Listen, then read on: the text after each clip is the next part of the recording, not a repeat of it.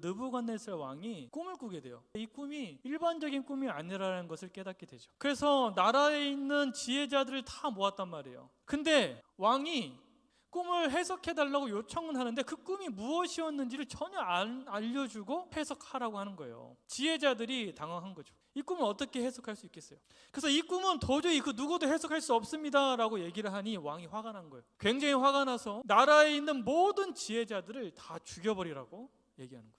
그 지혜자들에 포함된 게 다니엘과 세 친구들이었어요. 한순간에 자기의 목숨이 날아갈 처지가 되어버린 거죠. 우리가 인생을 살아가다 보면 느닷없이 위기라는 것이 찾아올 때가 있어요. 이런 절체절명의 위기 가운데서요, 수많은 지혜자들이 있었지만 그 어떠한 사람도 이 위기적 상황을 돌파해낼 수 있는 능력이 없었어요. 막상 위기적 상황이 오니까요, 내가 의지했던 그 모든 것들이 아무런 쓸모가 없는 거예요. 이러한 절체절명의 위기 상황 가운데 다니엘이라는 사람이 나서게 된 거예요. 왕 앞에 나아가서 자기가 이 꿈을 해석할 수 있다라고 얘기하는 거예요. 근데 다니엘이 얘기할 때 이 꿈은 하나님이 왕에게 주신 꿈입니다. 하나님만이 이 꿈을 해석 줄 수 있습니다. 우연히 꾸게 된 꿈이 아니라 하나님이 왕을 생각하셔서 미래의 왕에게 이루어질 일을 미리 알려주고자 이 꿈을 주셨다라고 얘기하면서 하나님만이 이것을 할 수 있다라고 하나님만을 높이고 있다는 것을 알게 돼요. 그러니까요, 이런 결정적인 순간 가운데, 이런 위기적 상황 가운데 이것을 돌파해낼 수 있는 것은 유일한 방법은 하나님밖에 없다는 것을 다니엘이 얘기하는 거예요. 많은 지혜자들이 가진 지혜, 경험, 인기, 평판, 그런 여러 가지 능력들은 아무런 쓸모가 없다는 거죠. 유일하게 이 꿈을 해석할 수 있는 분은 하나님밖에 없고 오직 하나님만이 이 꿈을 해석해 줄 수 있다라고 얘기하면서 왕에게 하나님을 얘기한 거죠. 그리고 다니엘이 굉장히 지혜롭게 왕에게 얘기하는데요, 철저하게 하나님을 높이고요, 왕을 존중해주고 있고요, 그 자신은 낮추고 있어요. 그러니까 이 꿈을 해석하는 것은 내가 지혜롭기 때문이 아닙니다. 내가 천하에 있는 모든 사람보다 똑똑하기 때문이 아니에요. 하나님이 나에게 알려주셨기 때문에 내가 해석할 수 있습니다라고 하나님을 높이고 자신을 낮추고 있어요. 그리고 이 꿈을 준 거는 지금 왕이 고민하고 있는 미래에, 그 미래 가운데 일어날 일을 미리 알게 해주셔서 왕의 인생 가운데 하나님이 개입해 주셔서 내가 정말 너의 인생 가운데 개입하는 분이시고 계획하는 분이요, 너희 미래를 주관하는 분이라는 것을 이 꿈을 통해서 알게 해주려고 하나님이 이 꿈을 주신 것이다 라고 얘기해주고 있는 거예요. 그러니까 다니엘은 철저하게 하나님만을 높이고 있고요, 철저하게 왕을 존중해주고 있고요, 철저하게 자신은 낮추고 있다는 거예요. 참 이 모습을 보면서 그는 매사에 어떠한 행동을 하든 참으로 지혜롭게 행동했던 사람이었다는 거죠. 우리가 이걸 좀 구분해야 돼요. 믿음이 있다라고 얘기하는 사람 가운데 지혜롭게 행동하지 못하고요, 경솔하게 행동하는 사람들이 있어요.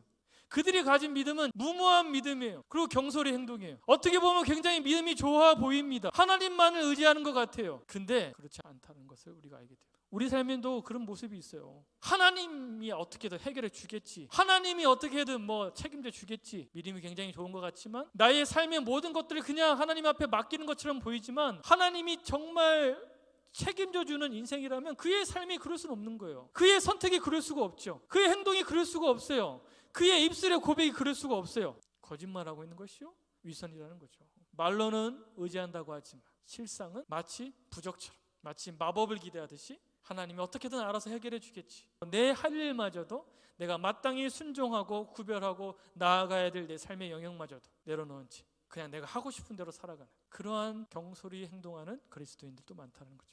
그래서 우리가 다니엘을 보면서요, 두 가지를 기억하셔야 돼요. 첫째는 정말 위기적 상황 가운데요, 내가 지금 의지할 만한 여러 가지 것들은요 진짜 의지의 대상이 되지 못합니다. 진짜 우리가 의지해야 되고요, 진짜 우리의 그런 위기적 상황을 돌파해내게 하는 유일한 힘은 하나님으로부터 주어진다는 걸 아셔야 돼요.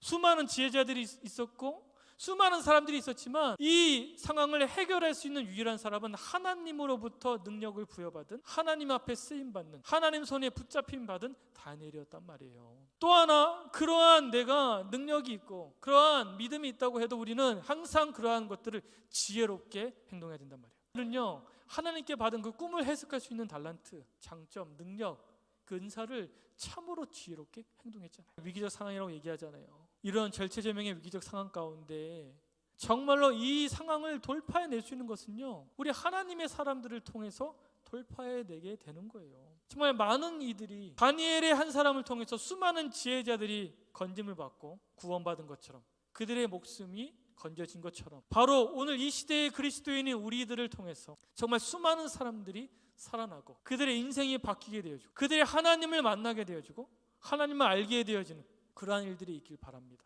또 하나, 정말 하나님이 내게 주신 귀한 달란트, 은사들, 장점들, 능력들, 그러한 것들을 겸손히 지혜롭게 사용할 줄 아는 그러한 자가 되길 바랍니다. 그렇게 될 때요, 다니엘을 통해서 하나님의 놀라운 일들이 일어났던 것처럼 우리를 통해서도 하나님의 놀라운 일들이 일어나게 됩니다.